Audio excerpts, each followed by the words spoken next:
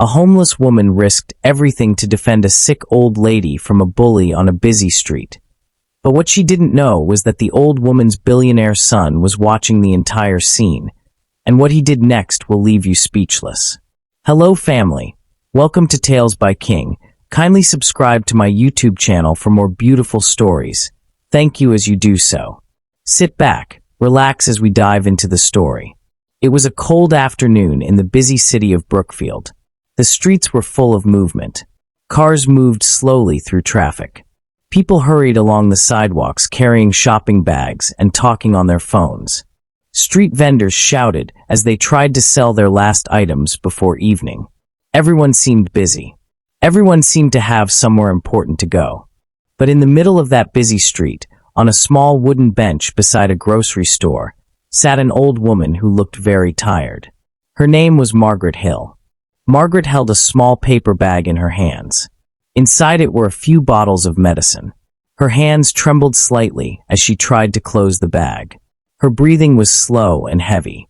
Anyone who looked carefully could see that she was not well. Her gray hair was neatly tied behind her head, and her coat looked warm and expensive, but she looked weak, as if her body had been fighting sickness for a long time.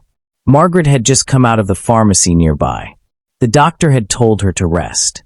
But walking even a short distance had already made her tired. So she sat on the bench to catch her breath. People passed by her one after another. Some glanced at her for a second. Most did not even notice her at all. In today's busy world, people often walked past strangers without thinking twice. But across the street, someone had noticed her. Standing near a trash bin beside a closed shop was a woman many people avoided. Her clothes were old and worn. Her shoes looked too thin for the cold weather. She carried a small plastic bag that held everything she owned. Her name was Sarah. Sarah had once lived a normal life like everyone else.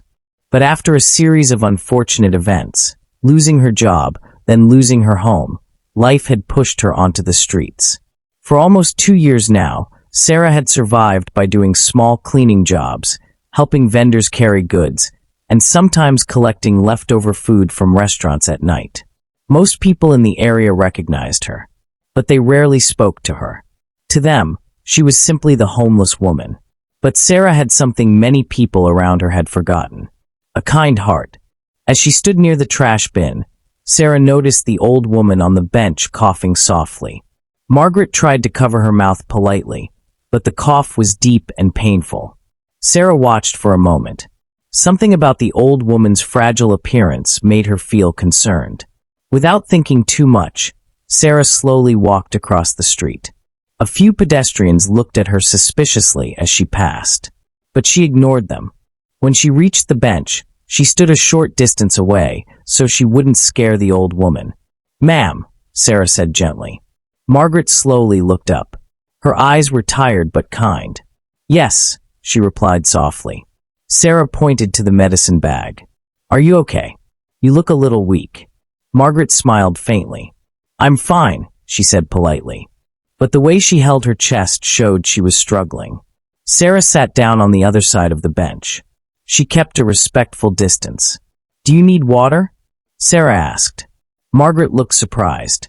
Most people had walked past her without saying a word. But this stranger, who clearly had very little, was offering help. "You're very kind," Margaret said. Sarah shrugged gently. "My grandmother used to get sick often too," she explained.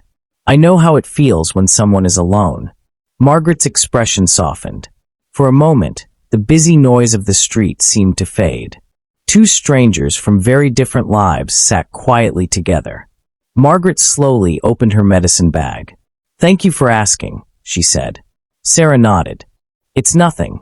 Just then, a loud voice suddenly broke the peaceful moment. "Hey, old woman." Both Sarah and Margaret turned their heads. A tall man with rough clothes and an angry face was walking toward them. His name was Victor.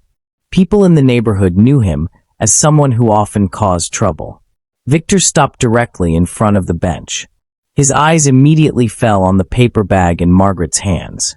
"Well, well," he said with a crooked smile. "What do we have here?" Margaret held the bag closer to her chest. "It's just medicine," she said quietly. Victor laughed. "Medicine? That means you probably have money too."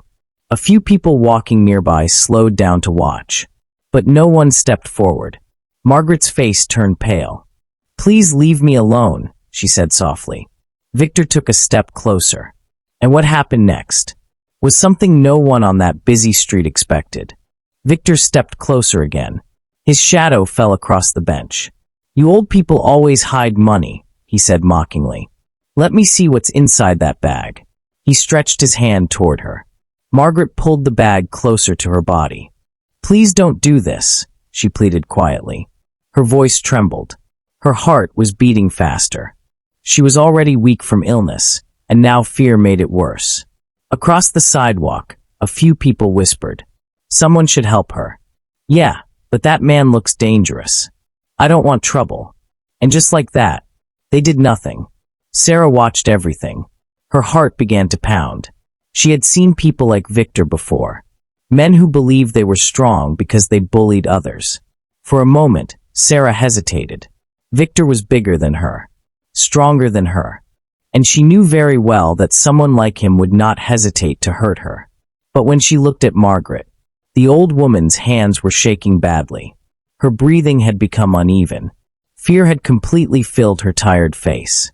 And something inside Sarah refused to stay silent. Before she even realized it, she stood up. "Leave her alone." Her voice was not loud, but it was clear. Victor slowly turned his head. He stared at Sarah from head to toe. His eyes showed nothing but disrespect. "You," he said with a sneer. He laughed harshly. "You look like you sleep behind garbage bins." A few people nearby chuckled nervously. Others shook their heads, as if expecting trouble. But Sarah didn't move. "She is sick," Sarah said calmly. "She doesn't deserve this." Victor stepped closer to her. Now he was only a few inches away. "And what are you going to do about it?" he asked. Sarah felt fear run through her body. Her hands trembled slightly. She knew she was not strong enough to fight him. She knew no one around her would help. But she still stood there. Because sometimes courage is not the absence of fear. Sometimes courage is simply refusing to step aside. Victor shook his head. "I can't believe this," he said sarcastically. "A homeless woman wants to be a hero." He reached toward Margaret again. But Sarah quickly stepped between them. "You will not touch her," she said firmly. Margaret looked up at Sarah with wide eyes. Tears began forming in the corners of her eyes. No one had defended her. Not until this stranger did. Victor's face slowly darkened with anger. "You're really testing my patience," he growled. He pushed Sarah suddenly. The force was strong. Sarah lost her balance and fell onto the cold sidewalk. Gasps rose from the small crowd watching. Margaret cried out in fear. "Stop! Please stop!" But Victor had already grabbed the medicine bag from Margaret's hands. He held it up with a cruel smile. Well, that was easy. But just as he turned to leave, something unexpected happened. Sarah slowly stood up again. Her lip was slightly bleeding. Her clothes were now dirtier than before. But she walked forward, step by step. Victor frowned. "You again," he said in disbelief. Sarah reached out and grabbed his arm firmly. "Give it back," she said quietly. The crowd went silent. Victor looked shocked. This woman, who clearly had nothing in life, refused to give up. For a moment, even Victor didn't know how to react. Across the street, inside a black luxury car waiting at the traffic light, someone had been watching the entire scene. A tall man in a dark suit leaned forward in his seat. His sharp eyes focused on the homeless woman standing bravely against the bully. Because the sick old woman on the bench was his mother. And the man watching from the car was Daniel Carter, one of the most powerful billionaires in the country. And in the next few seconds, everything on that street was about to change. Daniel had arrived in the city earlier that afternoon after finishing a business meeting in another state. He had planned to surprise his mother by visiting her house. But when he drove past the pharmacy and saw her sitting alone on the bench, he had asked his driver to stop. At first, he only wanted to make sure she was safe. But what he saw next made his heart tighten. A rough man was threatening her. Daniel's driver, Marcus, had already noticed it too. "Sir," Marcus said quickly, "should I step out and handle this?" Daniel leaned forward slightly, watching carefully. "Wait," he said calmly. Marcus looked surprised. Most men in Daniel's position would have acted immediately. But Daniel was not just watching the bully. He was watching something else. The homeless woman. From inside the car, Daniel had seen her walk toward his mother earlier. He had expected her to beg for money, or maybe try to steal something. But instead, she had simply asked if Margaret needed help. Now Daniel watched as the situation grew worse. Victor pushed Sarah. She fell onto the pavement. Marcus clenched the steering wheel. "Sir, I really think we should." "Wait," Daniel repeated quietly. Because something had caught his attention. The homeless woman had stood up again. Even after being pushed. Even after being laughed at. Even after knowing no one would help her. She still walked forward. She grabbed the bully's arm. "Give it back," she said. Daniel stared through the window in disbelief. The woman looked weak. Her clothes were torn. Her shoes were worn out. But her courage was stronger than everyone around her. Dozens of people were watching the scene. Well-dressed office workers. Young men with phones. Store owners standing near their doors. Yet none of them had stepped forward. Only this woman had. Daniel slowly leaned back in his seat. A strange feeling filled his chest. Respect. He had spent most of his life surrounded by powerful people. People with money. People with influence. But true courage, that was something rare. Marcus spoke again. "Sir, that man just grabbed the bag." Daniel's expression changed. Victor had taken the medicine bag from Margaret's hands. His mother looked frightened. Her shoulders trembled. Daniel's calm eyes suddenly became cold. Now he opened the car door. "All right," he said quietly. "That's enough." Marcus immediately stepped out with him. Several pedestrians nearby gasped when they recognized Daniel Carter walking across the street. But Daniel did not notice them. His attention was on only 3 people. The bully, the homeless woman, and his mother. Victor was about to leave when he suddenly heard a deep voice behind him. "That's enough." Victor turned around slowly. When he saw the tall man in the expensive suit walking toward him, his confident smile disappeared. Because even he recognized that face. Everyone in the city knew Daniel Carter. The billionaire. The crowd fell completely silent. Daniel stopped a few steps away. His voice was calm, but there was power behind it. "You have 10 seconds, Daniel said. Victor swallowed nervously. "To do what?" he asked. Daniel looked directly into his eyes. "To return that bag." For a moment, Victor tried to look brave. But something in Daniel's calm expression made his confidence disappear. He quickly dropped the medicine bag onto the ground. Then he turned and ran down the street without saying another word. The crowd murmured in shock. Daniel bent down and picked up the bag. He carefully handed it back to his mother. "Are you all right, Mother?" he asked gently. Margaret looked at him with surprise and relief. "Yes, I'm fine." But then she pointed toward Sarah. "That young woman, she protected me." Daniel slowly turned. For the first time, he looked directly at Sarah. Sarah suddenly felt nervous. She wiped the dust from her clothes and looked down at the ground. She was embarrassed. Standing in front of a billionaire in torn clothing was not something she ever imagined. But Daniel's expression was not disgust. It was curiosity, because the woman standing before him was the only person brave enough to defend his mother. And Daniel Carter had never forgotten the value of courage. "I'm sorry," she said softly. "I didn't mean to cause trouble." Daniel frowned slightly. "You didn't cause trouble," he replied calmly. "You stopped it." Sarah looked surprised. She was not used to people defending her. Most of the time, people ignored her or treated her as if she didn't exist. Margaret slowly stood up from the bench. Her legs were weak, but she stepped closer to Sarah. Then she gently held Sarah's hand. "Thank you," Margaret said warmly. Sarah looked shocked. "No, please don't thank me," she said quickly.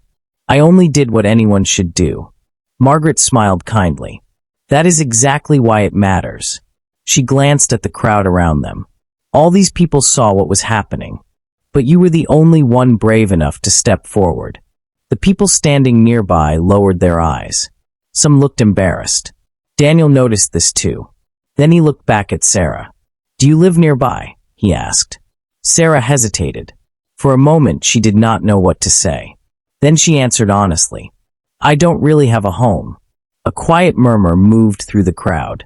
Daniel studied her carefully. "Where do you sleep?" he asked. "Sometimes near the bus station," Sarah replied quietly.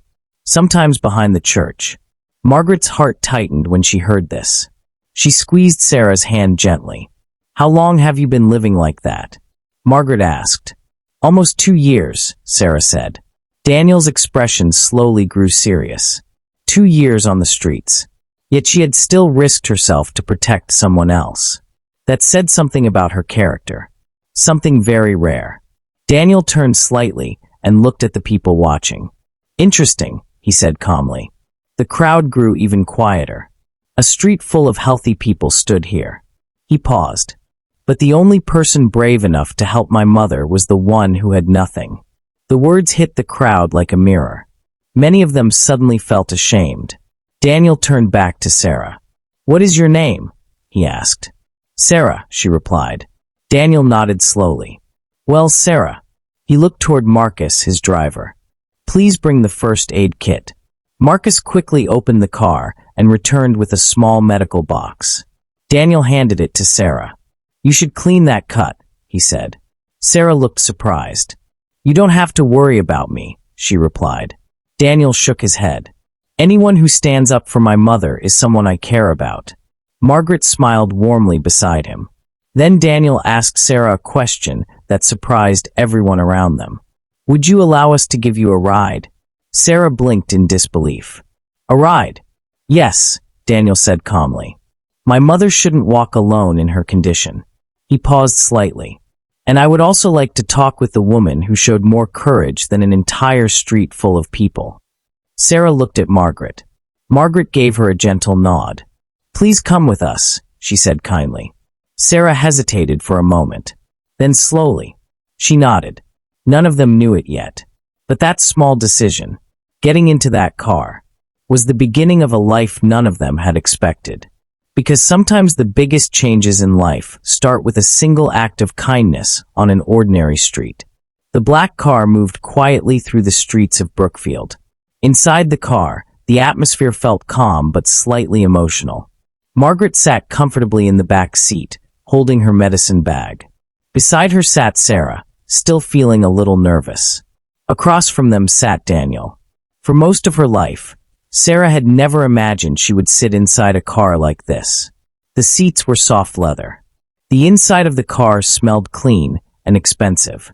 But what made her more nervous was not the car. It was the man sitting in front of her. Daniel Carter. She had heard that name many times before. People on the street often talked about him. They said he owned many companies. They said he was one of the richest men in the country. And now he was sitting only a few feet away from her. Sarah looked down at her worn clothes and felt embarrassed. "I'm sorry about earlier," she said softly. Daniel looked at her. "What are you apologizing for?" "My clothes. I look messy," Sarah replied quietly. Margaret immediately shook her head. "My dear, you saved me today. There is nothing about you that should make you feel ashamed." Sarah felt warmth in her chest hearing those words. No one had spoken to her with such kindness in a long time. Daniel leaned back slightly, studying her. "Tell me something, Sarah," he said calmly. "Why did you step in?" Sarah looked confused. "What do you mean?" Daniel continued. "You didn't know my mother. That man was bigger than you. And no one else was helping." He paused before asking the question again. "So why did you do it?" Sarah thought for a moment. Then she gave a simple answer. "Because she looked scared." Margaret looked at her with soft eyes. Sarah continued quietly. "When someone is weak, someone should stand beside them." Daniel remained silent for a moment. He had met many powerful people in his life. But Sarah's simple words carried more truth than most speeches he had ever heard. Soon the car stopped in front of a beautiful house surrounded by trees. This was Margaret's home. Marcus opened the door for them. Margaret slowly stepped out, followed by Sarah. Sarah looked around in amazement. The house was large but peaceful, with a beautiful garden and tall windows. Margaret turned to Sarah with a warm smile. "Would you come inside for a moment?" she asked. Sarah hesitated. "I don't want to disturb you." "You are not disturbing anyone," Margaret replied gently. "You are our guest." Sarah slowly followed them inside. The living room was bright and comfortable. Sunlight entered through large windows, lighting the soft furniture and wooden floor. Margaret sat down carefully on the couch. Daniel remained standing for a moment. Then he spoke. "Sarah, earlier you said you don't have a home." Sarah nodded quietly. "That's true. How long have you been homeless?" he asked. "Almost 2 years," she answered. Margaret looked saddened. "What happened?" she asked softly. Sarah hesitated at first. Then she decided to tell the truth. "I used to work in a small company," she said. "When the company closed, I lost my job. I tried to find another one, but my savings slowly ran out." She looked down at her hands. "And after some time, I lost my apartment too." Margaret listened carefully. "You have no family?" she asked. Sarah shook her head. "My parents passed away years ago." The room became quiet. Daniel slowly walked toward the window, thinking deeply. Then he turned back. "Sarah," he said calmly. "Yes. Would you be willing to work?" Sarah looked surprised. "Of course," she said quickly. "I would do any honest work." Daniel nodded. "My company also runs several charity programs and shelters." He paused before continuing. "But many of them lack someone who truly understands what people on the streets experience." Sarah looked confused. "I'm not educated enough for that kind of job," she said nervously. Daniel shook his head. "Education can be learned." He pointed gently toward her heart. "But compassion cannot be taught." Margaret smiled proudly. "That is very true." Daniel continued. "So here is my offer." Sarah's heart began to beat faster. "I want you to help manage one of our new community shelters." Sarah's eyes widened. "Me?" "Yes," Daniel said calmly. "You understand what people there are going through. That makes you the right person." Sarah could hardly believe what she was hearing. Just that morning, she had been searching through trash bins for food. And now someone was offering her a chance to start again. Tears slowly filled her eyes. You trust me with something like that?" she asked softly. Daniel gave a small smile. "You trusted yourself enough to stand in front of a bully today. That is more than enough reason for me to trust you." Margaret gently held Sarah's hand again. "My dear," she said warmly, "sometimes life rewards kindness in the most unexpected ways." Sarah wiped her tears and nodded. For the first time in a very long time, hope began to return to her heart. And neither Daniel nor Margaret realized yet that the woman they had just welcomed into their lives was about to become something far more important than an employee. She was about to become family. Several weeks passed after the incident on the street. Life began to change in ways Sarah had never imagined. The opportunity Daniel offered her was real.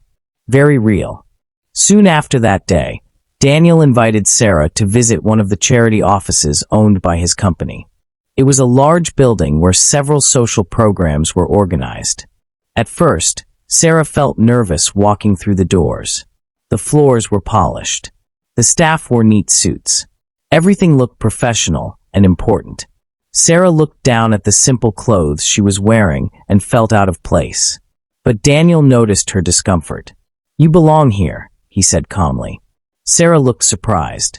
"I'm not used to places like this," she admitted. Daniel gave a small, understanding smile. "Many people who work here studied for years," he said. "But very few of them understand what struggling people truly feel." He paused before continuing. "That's something you understand better than anyone." Those words stayed in Sarah's mind.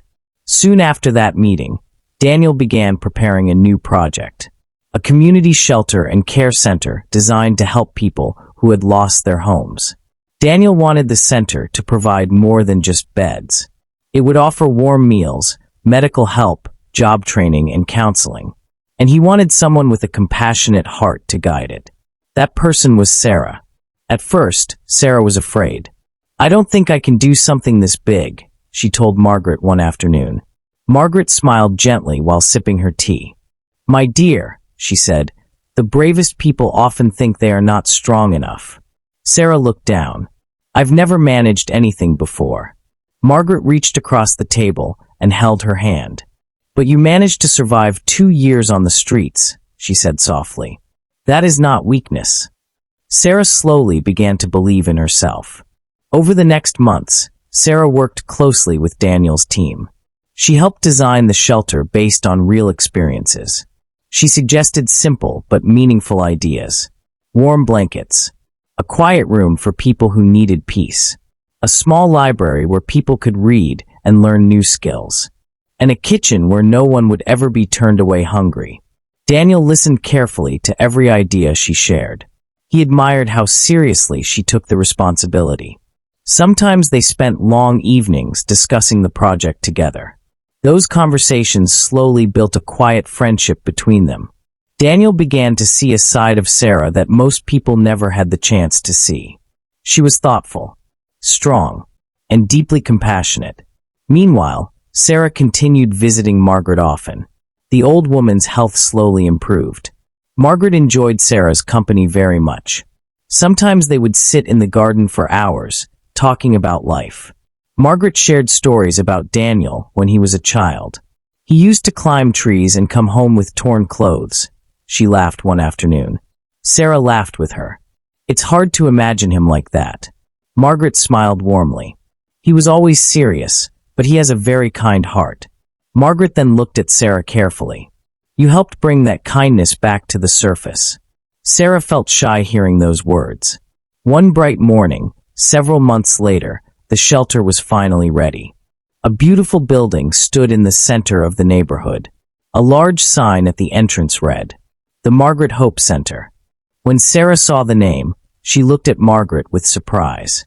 "You named it after her?" she asked Daniel quietly. Daniel nodded. "My mother spent her whole life helping people quietly," he said. It felt right. Margaret wiped a small tear from her eye when she saw the sign. "I don't deserve something like this," she said softly. Daniel smiled. "You deserve much more." The opening ceremony attracted many people from the community. Local reporters arrived. Neighbors gathered curiously.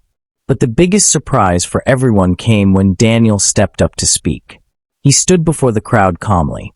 Then he gestured toward Sarah. "The person who will lead this center," he announced, "is someone who understands struggle better than anyone I know." The crowd turned their attention to Sarah. Many of them were surprised. Some recognized her as the woman who used to sit near the bus station. Daniel continued speaking. "A few months ago," he said, "a homeless woman defended a sick old lady on the street when no one else did." He paused. "That woman is standing here today." The crowd began to murmur in admiration. Sarah felt her hands tremble slightly. Daniel finished his speech with calm confidence. "Compassion cannot be taught in classrooms," he said. "It comes from the heart.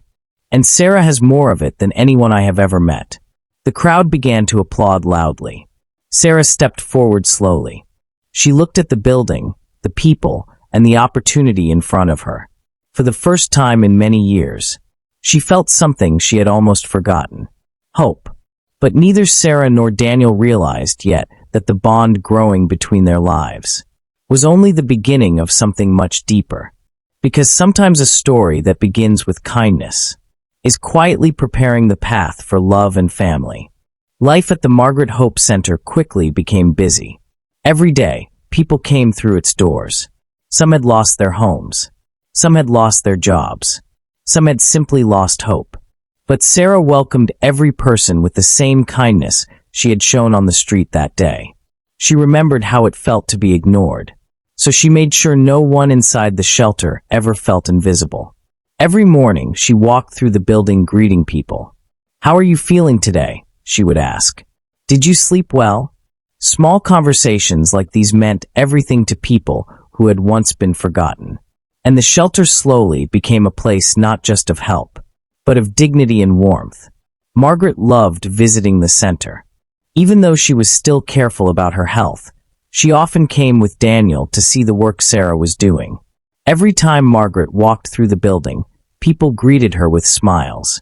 But what made Margaret happiest was watching Sarah. Sarah moved through the shelter with confidence now. She spoke to workers, comforted guests, and helped organize programs that gave people new chances in life. One afternoon, Margaret sat quietly in the garden behind the center while Sarah finished speaking with a young woman who had just arrived. When Sarah finally joined her, Margaret looked at her with warm eyes. "You know something?" Margaret said softly. Sarah smiled. "What is it?" "You didn't just help me that day on the street," Margaret replied. "You helped hundreds of people who will come here in the future." Sarah looked down shyly. "I'm only doing what you and Daniel gave me the chance to do." Margaret gently held her hand. "No," she said kindly. "We only opened the door. You are the one who walked through it." Their relationship had grown stronger with time. Sarah often visited Margaret at home. Sometimes she cooked meals for her. Sometimes they watched old movies together. Sometimes they simply talked for hours like mother and daughter. Margaret began introducing Sarah proudly to her friends. "This is the young woman who saved me," she would say. But in her heart, Margaret already felt something deeper. She no longer saw Sarah as just a kind stranger. She saw her as family. Meanwhile, Daniel continued working closely with Sarah at the shelter. He often visited to check on the programs. But the truth was, he also enjoyed spending time with her. Daniel admired the way Sarah treated people. She never spoke down to anyone. She never forgot what it felt like to struggle. One evening after finishing work, Daniel and Sarah stood outside the shelter watching the sunset. The sky was filled with warm golden light. Daniel spoke quietly. "Do you ever think about how everything started?" Sarah smiled gently. "You mean that terrible afternoon on the street?" Daniel nodded. "Yes." Sarah laughed softly. "I never imagined my life would end up like this." Daniel looked at her thoughtfully. "That day showed me something important." "What?" Sarah asked. "That the strongest people in the world are not always the richest." He looked at her warmly. "Sometimes they are the ones with the biggest hearts." Sarah felt her cheeks grow warm. Before she could reply, they heard someone clearing her throat behind them. Both of them turned. Margaret stood there smiling mischievously. "Well," she said playfully, "I see I arrived just in time again." Daniel sighed with a small smile. "Mother." Margaret walked closer and looked at both of them. "You know," she said, "I may be old, but I'm not blind." Sarah laughed shyly. Margaret continued with a warm voice. "You two care deeply about each other." Daniel and Sarah looked at one another quietly. Neither of them denied it. Margaret crossed her arms and smiled proudly. "I think it's time someone finally said it out loud." Daniel chuckled.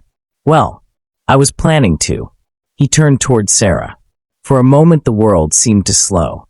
"Sarah," Daniel said gently, "you came into our lives as a stranger. But today I cannot imagine my life without you." He paused before continuing. "I would like to spend the rest of my life beside you." Sarah felt tears slowly form in her eyes. Not because of the words alone, but because she remembered the life she once had. Cold nights, lonely streets, feeling invisible to the world. And now someone saw her as precious. "Yes," she whispered. "I would like that too." Margaret clapped happily. "Finally," she laughed. "I was beginning to think I would have to arrange it myself." A few months later, their wedding took place in a beautiful garden. It was not a grand event filled with famous guests. Instead, it was filled with people whose lives had been touched by Sarah. Former homeless guests from the shelter came dressed proudly. Workers from the center came smiling. Neighbors and friends filled the garden with laughter and joy. Margaret stood proudly beside Sarah before the ceremony. She gently adjusted Sarah's dress and kissed her forehead. "You came into my life as a stranger," Margaret said softly. "But today you become my daughter." Sarah hugged her tightly. "And you became the mother I thought I had lost forever." The wedding was simple, warm, and full of love. And Margaret smiled more than anyone else that day. But another joyful moment arrived for the Carter family. One bright morning in the hospital, Daniel stood beside Sarah holding her hand. A soft cry filled the room. A new baby had just been born. A healthy little girl. Daniel carefully placed the baby into Margaret's arms. Margaret's hands trembled gently as she held the tiny child. Tears filled her eyes. "My grandchild," she whispered with joy. The baby opened her eyes slowly. Margaret kissed her tiny forehead. Sarah watched the moment from the bed, smiling with happiness. Daniel stood beside her, his heart full. Margaret looked at Sarah lovingly. "2 years ago," she said softly, "you defended a sick old woman on the street." She looked down at the baby again. "And today you have given me the greatest gift of my life." The room filled with quiet laughter and happiness. Because sometimes the most beautiful families in the world are not built by wealth. They are built by kindness, courage, and the simple decision to help someone when the world looks away. And everything in this story had started with one brave homeless woman who refused to walk away from someone in need. That brings us to the end of this video. I hope you find this story worth watching. If you do, kindly subscribe to my YouTube channel for more beautiful stories. Like, comment, and share this video to your friends and loved ones. Your support and engagement encourage me to post more videos. Thanks for watching.